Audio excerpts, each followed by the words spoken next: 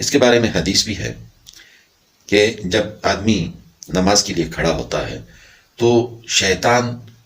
ہر طرف سے اس پہ حملہ آور ہو جاتا ہے، اس کا ذہن بھٹکاتا رہتا ہے اور اسے وہ باتیں یاد دلاتا رہتا ہے جو اس کو پتہ بھی نہیں کہ وہ کر چکا ہے یا نہیں، بچپن کی باتیں یا پھر جوانی کی باتیں یا پھر ایسی باتیں جو رشتہ داروں نے کی ہوں یا کسی اور نے ایسی کوئی بات کی ہو، یا آپ کا کوئی مسئلہ ہو کسی چیز پہ، زمین پہ کوئی مسئلہ ہے، زمین کی آپ نے بوائی کرنی ہے، یا مطلب اس قسم کی باتیں آپ کے سامنے آ جاتی ہیں. آپ نے سودا صرف لانا ہے بازار سے، تو کیا کیا لانا ہے وہ آپ کو نماز میں پھر یاد آئے گا.